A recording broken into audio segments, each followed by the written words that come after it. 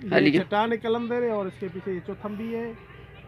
यहाँ पे चलते हैं और यहाँ जाकर आपको भी ज़ियारत कराते हैं।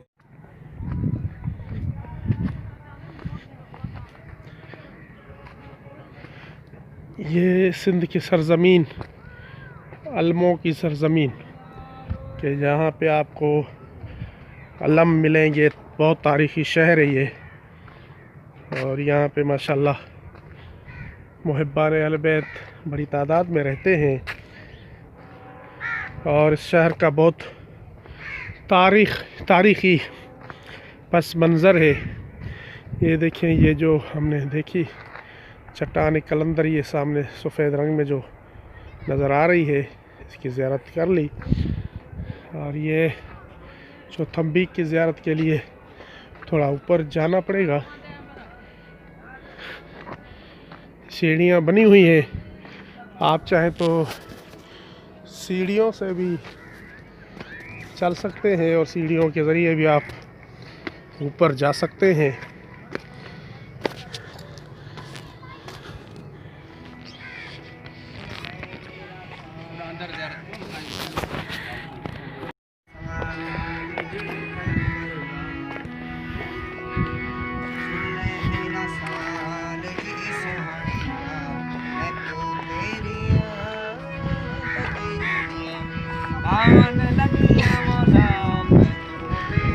जूती यहीं पे उतारनी है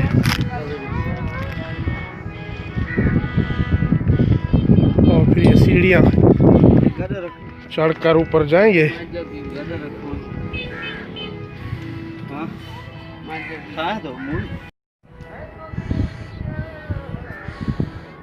ये हम आ गए बुलंदी पर, चौथम्बी।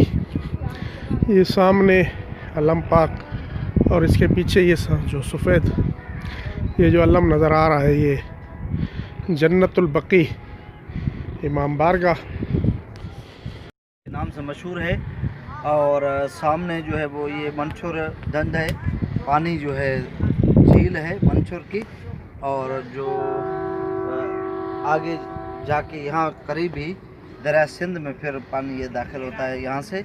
वहाँ शादात कोट के मकाम से और उधर से जो झलमक्सी का पानी और पूरे बलूचिस्तान का पानी, सिमशाक, जेकाबाद और पूरे इलाके का पानी यहाँ से होता हुआ मुख्तलिफ ज़िलों से, नसीराबाद के ऊपर वाले हिस्सों से और उससे आके यहाँ पे जो है मंशूर, और ये फिर पानी जो है दरिया सिंध में दाखिल होता है। और इस तरफ से दरिया सिंध है, सामने से मगरिब में मंशूर दंड और मशरक़ में दरिया सिंध का पानी बह रहा है।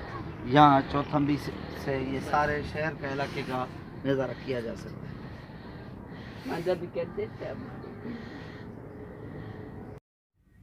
चौथम्बी के पास ही ये हमारी इमाम बारगाह भी है, जन्नतुल बकी इमाम बारगाह। ये जन्नतुल बकी इमाम बारगाह ये बलूचिस्तान के मोमिनों ने तामीर कराई है और यहाँ पे अक्सर बलूचिस्तान के मोमिन ही रहते हैं।